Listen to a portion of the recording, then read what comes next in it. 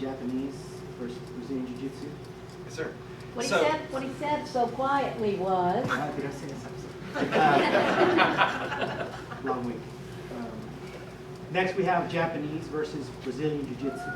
So Bujinkan is most famous for its association with ninjutsu, but within the 9 martial arts that are trained inside of it, there are several jujitsu schools. One of them is called Takagi Yoshin-ryu Jutai-jutsu. Jutai-jutsu is the older way of saying jujitsu, but it's essentially the same thing. So unlike some of the more exciting schools in the Bujinkan, which are about finishing somebody off as quickly as possible, this school was developed for use by bodyguards and police officers to restrain drunk or unruly samurai without causing them permanent disability. So I'll be demonstrating a few basic kata from the shoden level, or beginner level form.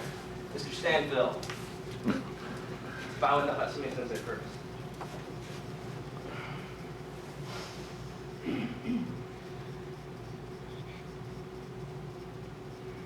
Shikin Harimutsu Daikomyo.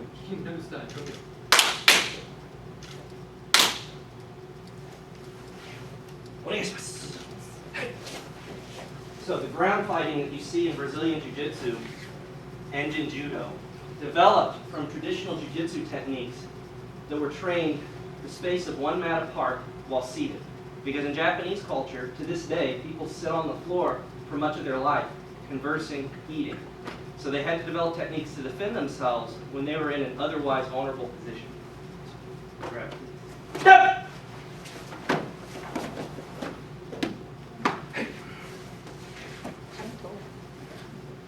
So Takagi Yoshin-ryu is famous within Bujinkan for being very direct and to the point.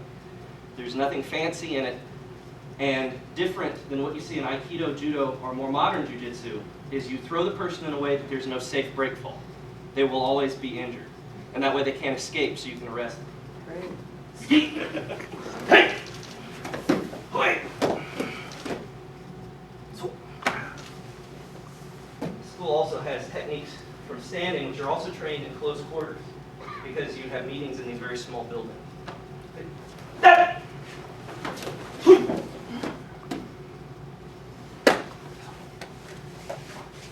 So now, from kata, we go into what's known as free form, or randori. And to do this, we're going to add a second part of Takagi Yoshin-ryu, which is called Hojo-jutsu, the art of binding and arresting. So they didn't have handcuffs back in the day, but what they did have were ropes. So if you were a Japanese police officer in the 16th century, you would probably be carrying around some form of cord or tie, so that after you had debilitated your attacker, you could stop however you want to attack me.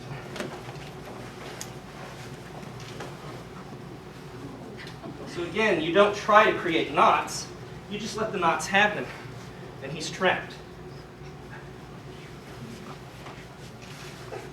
It's actually quite easy to get out. But the idea of being trapped binds the mind of the attacker.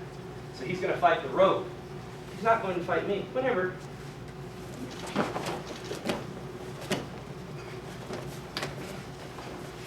Takagi likes to slap people because theoretically it's less lethal. And now I've got him bound. And he'll go with me wherever I tell him to. Okay, that's good.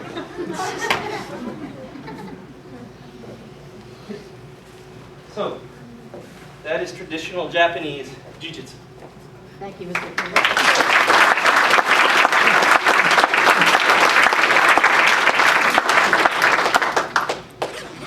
Then from jiu-jitsu, we transition into ninjutsu.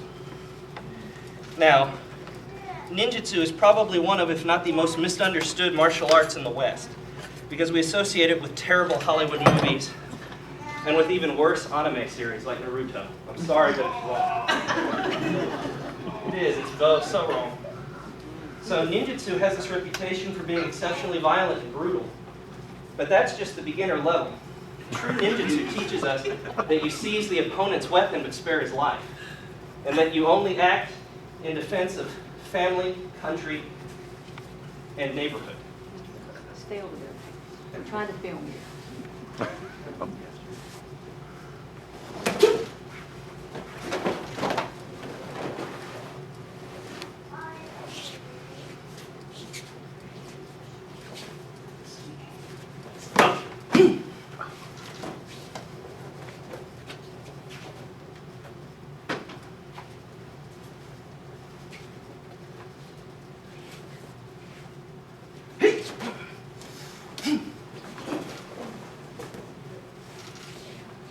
Seize his weapon, but you spare his life.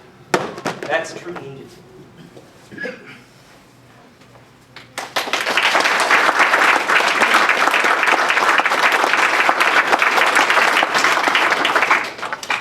So now, the free form of ninjutsu.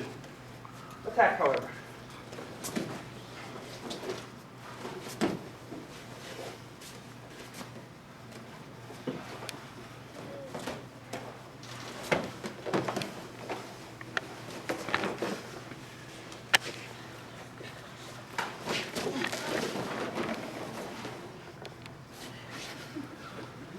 I escaped the enemy without harming him. Hey, about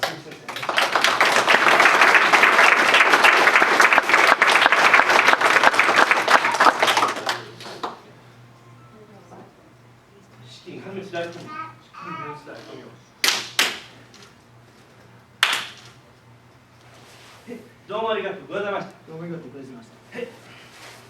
そうです。 Change this. Juniors, can you Mr. Stanfield, you drew the short straw. Juniors, can you pick up the pieces?